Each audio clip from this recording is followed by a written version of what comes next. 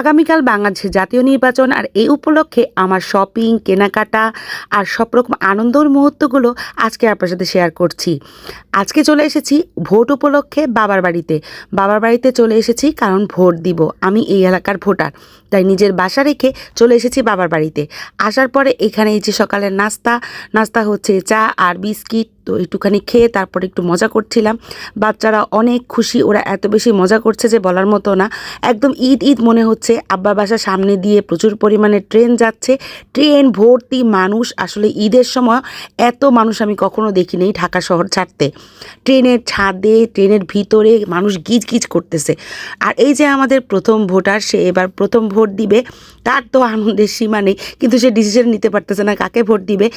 যাকে তার ভালো লাগে, যাকে তার ভালো মনে হয়, সে নিজের ইচ্ছাতে ভোট দিবে, সেটা তার সম্পূর্ণ ইচ্ছা। তো আমরা চলে গিয়েছিলাম শপিং করতে, কেনাকাটা করতে। যেহেতু ভোট দিতে যাব, একটু তো রেডি হতেই হয়। তো আমাদের জন্য যা যা কেনা দরকার আমরা ঘুরে ঘুরে দেখতেছিলাম আর কিনতেছিলাম। অনেক কিছু কেনাকাটা করতেছিলাম। তো কিনতে কিনতে দেখা গেছে যে এইখানে দেখেন কত সুন্দর সুন্দর ব্যাগ বিক্রি করতেছে।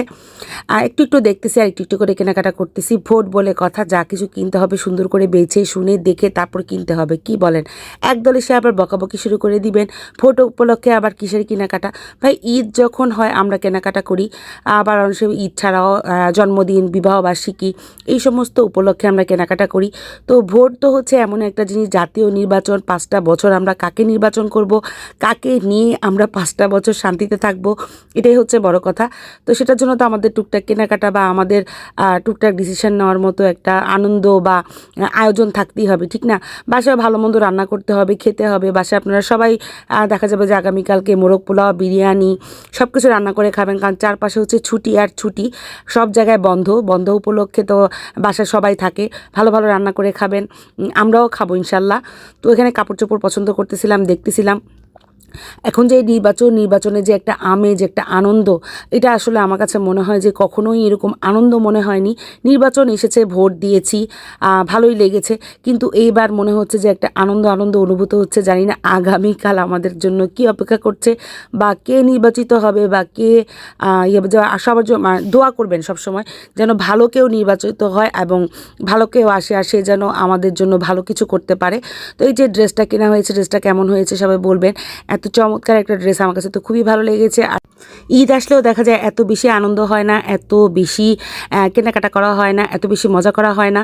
কিন্তু এখন আসলে নির্বাচনটা ঈদ মনে হচ্ছে। গত কয়েকদিন ধরে তো মানে যে ধরনের ভিডিওগুলো ফেসবুকে দেখতেছি, শুধু নির্বাচনের ভিডিও, তারপর চারপাশে শুধু নির্বাচন নিয়ে আলোচনা, সব কিছু মিলে আসলে সম্পূর্ণই মনে হচ্ছে যেন ঈদ ভাব।